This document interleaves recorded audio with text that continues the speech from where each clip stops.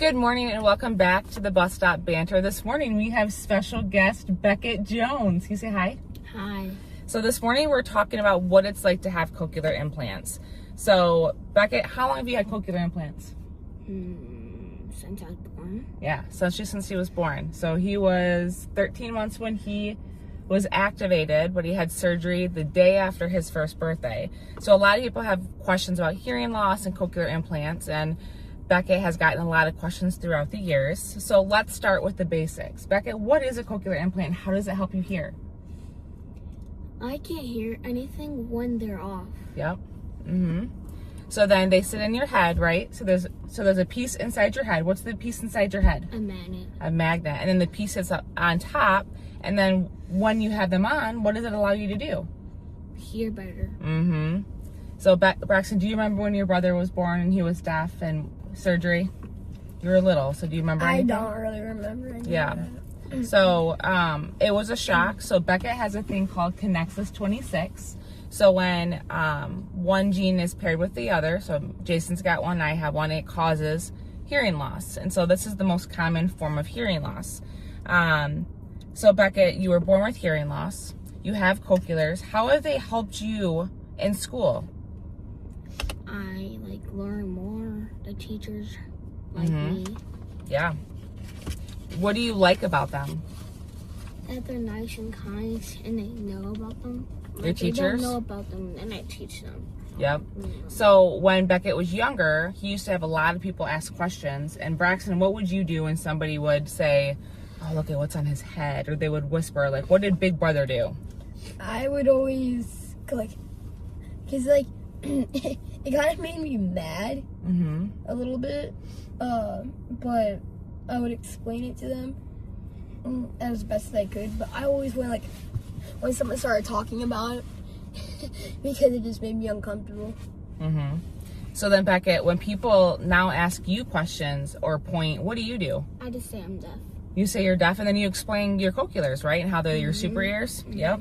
So the outside processor is what picks up the sound. So you can hear everything, right? You can hear whispers, you can hear planes.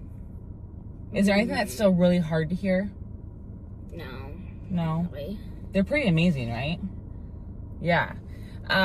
So the implant sends the signal to the hearing nerve, which is part of the thing that he's missing in his ear. So when he had surgery, they basically created sound for him, but through manipulation with the cochlear. So if your cochlear implants had a superpower name, what would you name them?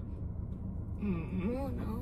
You don't know? Name one Bob, name one Banya. Billy Bob. Billy Bob? Billy Bob, that'd be a weird name for a cochlear.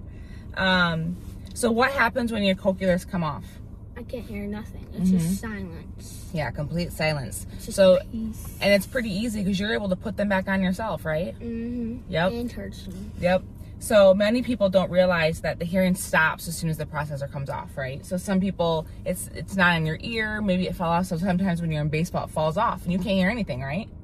So what do you do when you're in baseball and your ear comes off? I sometimes say T. Yep, you say time. Yeah. Or in basketball, you would tap your head, right? Yeah. And then that would allow umpires and referees to know that you no longer have that access to sound, right? And then in school, there's a sheet that we give all your teachers, right? That shows what signal, what color, if it's orange, if it's red, if it's green, if it's constant. It tells them all the things, and we've given those to all your teachers. Do you think those have been really helpful for your teachers? Yes. Yeah. Braxton, how long did it take you to get used to his ears? Maybe 2 years or something. I don't know. But now, I kind of forget that you even have them. Yeah. Because you're completely normal, right? Peace out.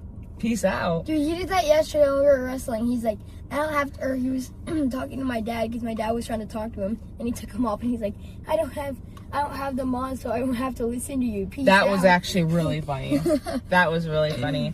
So then other things that people don't realize. So your cochlears will come off if you're showering, or if you are sleeping, or if you're swimming. So we do have waterproof, airtight pockets that his cochlears can go into. They are a pain in the butt to switch back and forth. So oftentimes he'll take them off.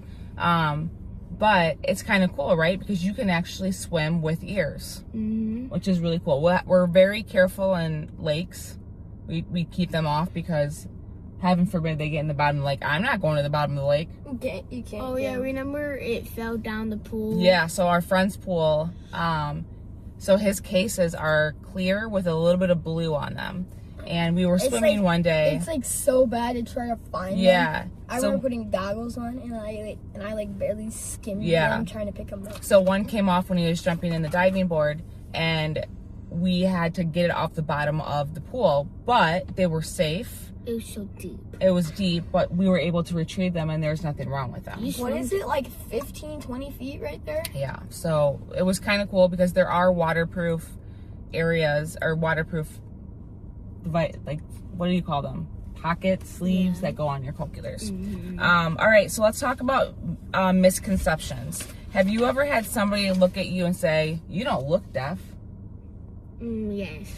Okay, so that's a common misconception, because just because you're deaf doesn't mean like there's not a look to being deaf. The only way you could tell Beckett is deaf is when he wears his devices. He doesn't sound deaf, if you will. He doesn't act deaf. I don't know how you would act deaf, right?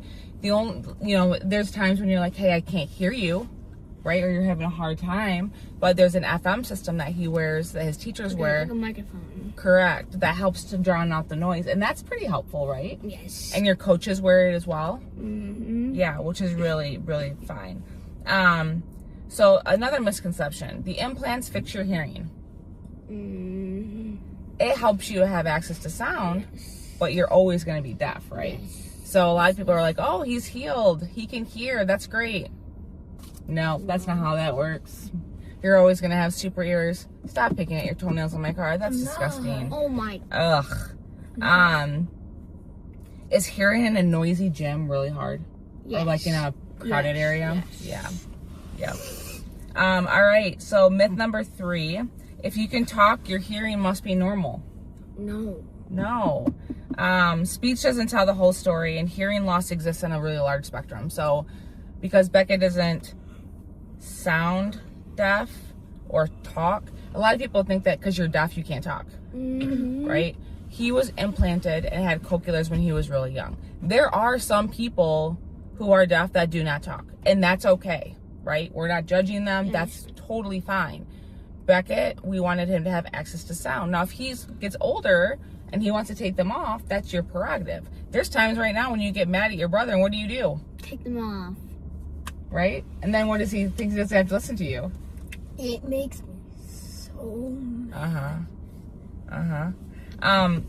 Beckett, I'm going to tell the story, and you probably don't remember.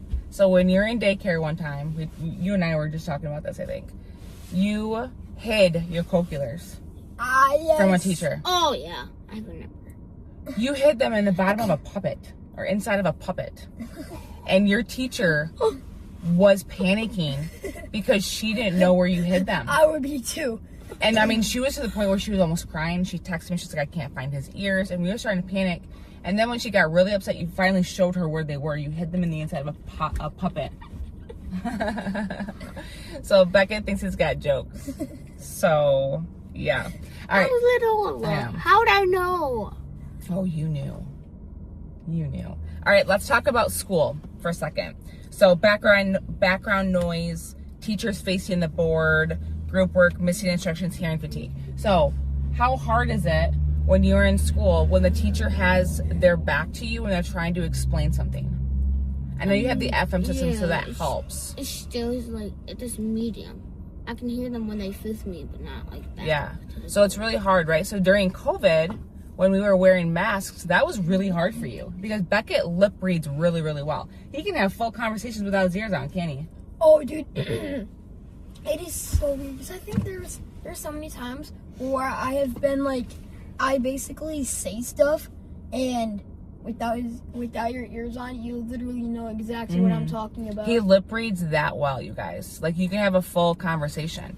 But that doesn't go to say that there's not obstacles, right? If you're not facing him, or if you are you have your back turned to him. Like, he's still lip reads and he still has a hard time hearing. There's a lot of exterior noise, right? Like, you have people, I mean, especially at like sports events or like festivals or things where there's a lot of people, you have a really hard time still picking up noise. Like, when it's so crowded, this just makes me hard to hear. So what are your recommendations for people like that? Like, when it's really loud, or if you're in a crowded area, what's going to help you? Probably to say something, like to say it's too long, and I can have like a 5-10 minute ear break. Yeah, so sometimes when Beckett's overstimulated, he asks for an ear break. There's a thing called hearing fatigue. Do you want to explain what hearing fatigue is, or do you want me to? Yeah. Okay. You know what I'm talking about, right? So hearing fatigue is a very real thing. A lot of times people think that this is something that's made up. So hearing fatigue happens when a child who's got hearing loss to some extent, who has cochlears or hearing, other hearing devices, they get tired a lot more easily because their brains are processing sound differently. So like Braxton, whose hearing is completely normal, or mine, processing of sounds happen a lot quicker. For Beckett, it's got to go through the device, and it's got to go through the proper channels in the brain to pick up that sound. Then it's got to interpret what that sound is, whether it's, maybe it's a bird, or maybe it's talking, or maybe it's sirens. Like, his brain works harder to differentiate those. What are you doing? Talking. Okay. So at the end of the day, you're more tired, right? And so he'll ask for breaks from his ears, which he gets it in school, bless you. But you get tired a lot more easy, right? So, excuse me. So hearing fatigue is a very real thing. It is not a myth. So if you have or you know someone who's got hearing devices to some extent, they are probably going to be more tired throughout the day. I kind of see what you mean. I would get that because they're processing it. I do kind of see what you mean. Yeah. All right, so Beckett, let's talk sports and hearing loss. So people see you playing baseball, think everything is easy for you. Let's talk about some of that. So hearing coaches from far away. No. It's hard, right? That's why you have the FM system that allows you to hear them. I can still really hear them probably. Yeah, so he's, especially when he's batting, he's got a helmet on. So the microphone is partially covered. When you're out in center field, for instance, you might have your coach talking into a mic, but it's still hard, right? Because you have the wind, you have people talking around you, you have the coaches talking to you, you have people cheering, and even though those mics are used to help block out some of that external noise, it's still really hard, isn't it? Yeah. So he's missing instructions, he's missing plays essentially sometimes. So we've been really lucky to have great coaches that have worked with you. Yes. And this is the first season we've had a mic other than basketball, right? Yep. So but it's kind of funny because for coaches that wear his devices, keep in mind he can hear everything you're saying. Yep. Everything. One time my basketball coach swore, said that word. Yes. So he's had teachers go to the bathroom with the mics on. He's had teachers have full conversations with other teachers about things. Are you sure? 100%. He's had teachers text me before. Stop. He's had teachers text me before, hey, I'm sorry, I was talking blah, blah, blah, blah. So he can hear everything. So if you are going to the bathroom, or if you are saying something that you don't want him to hear, cover the mic or take it off or turn it off, because he will tell me. someone going to the bathroom. No. Yep. Not you want to hear that. This is disgusting. Yep. So Beckett, what are some funny questions people have asked about your ears? My friend said, he has superpowers. You can hear across the world. You probably can. No. You don't think Was so? someone asking about your across ears the when you said that? school? Has anybody ever asked if you can hear underwater? No. No? Can you? No. Why wouldn't I? Well, no. If you have like your. Yes, he can hear underwater if he's got his waterproof ones on, but without them. Beckett, sit please. Yeah. Has anybody asked you if you're a robot? Yes. I am a robot. Has anybody asked if you can turn your hearing on and off? Yes. Which essentially you can if you just remove them. That's so weird to think Yeah, about. so there is an app on my phone where I can turn up and down the volume and stuff on his Cochlears. But the only way to actually turn them off, essentially, would be for you to remove them. Do you think that they give you superpowers? Yes. I think you can hear way better than everybody else, can't you? And I'm on mild for my turn. All right, bullying and feeling different. Let's talk about this. Has been a big topic. Braxton, you've seen this happen. What has people said about your brother on the bus or at school? There was kids on my bus a couple years ago that kept bullying us. Like, it wasn't even like close to being funny and stuff. They were just being 100% totally disrespectful and rude, calling us names. He said people call him the R word, which I won't say it because I don't like the word. But basically, it's somebody usually with some kind of a disability. They've called him stupid. They've called him dumb. And what else have people said about your ears, Bob? When they're being mean to you? Idiot. They called you an idiot. Will you stop doing that, please? Yeah, so a lot of really mean things. So people think that because somebody has hearing loss that they're stupid or they're dumb or they're never going to have a normal life. They're never going to be able to do X, Y, Z. Beckett, you've done everything a normal kid can do. Dude, He's tried ice hockey. He's tried basketball. He's tried every kind of sport you can think of. He goes swimming.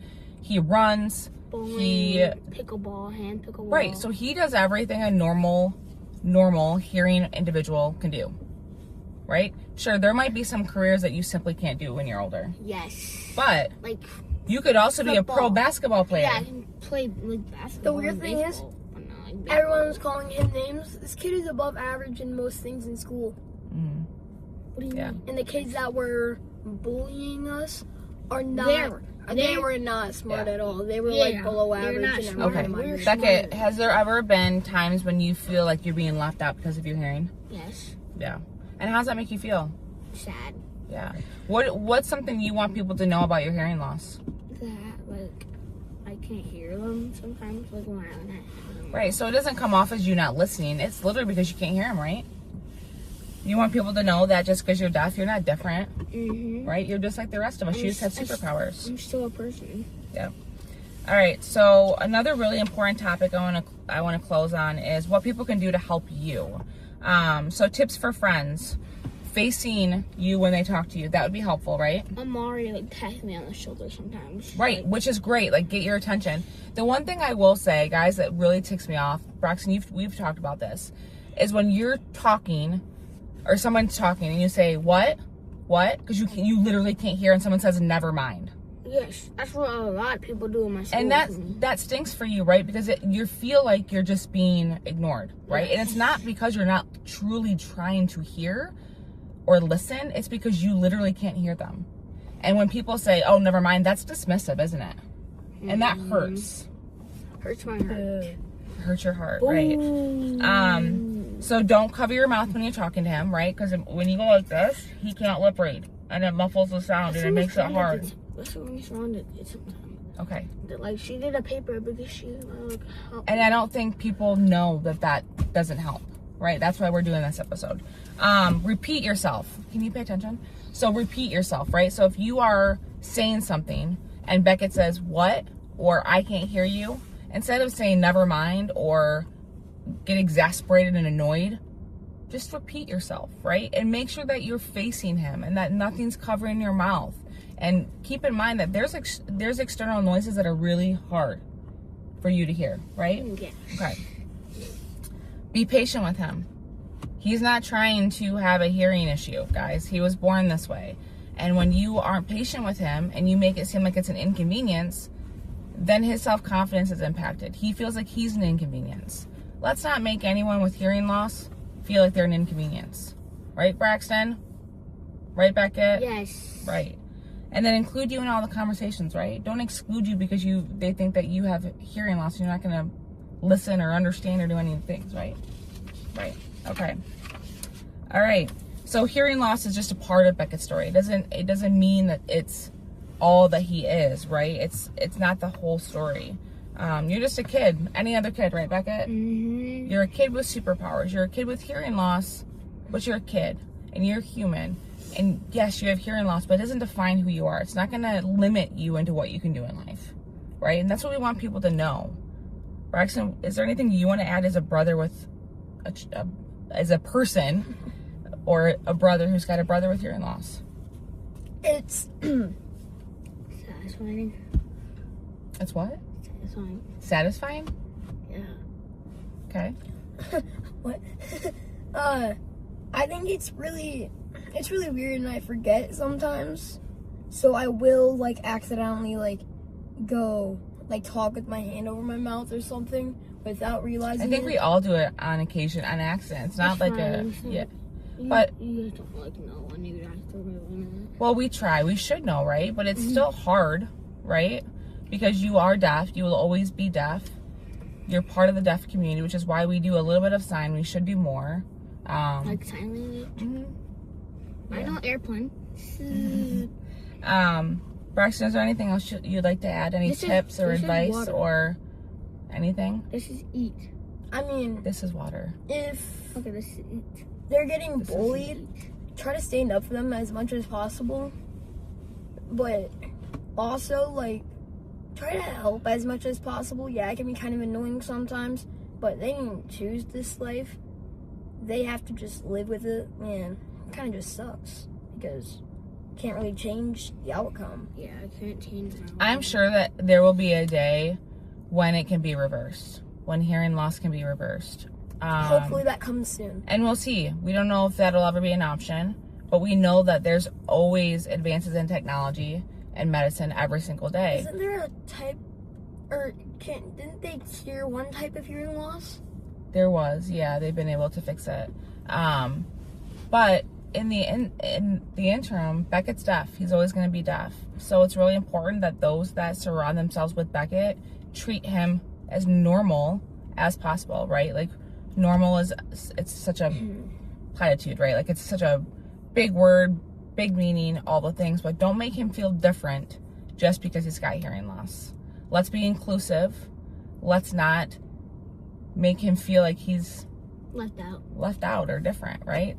So, all right, well, that's all we have today on the Bus Stop Banter. It's their first day of summer vacation. Are you guys super pumped? Yes, sir. I'm not a sir. You're talking to the people? Okay. All right. Well, we will be back on another episode of the Bus Stop Banter tomorrow. We hope you all have a great Monday. See you later.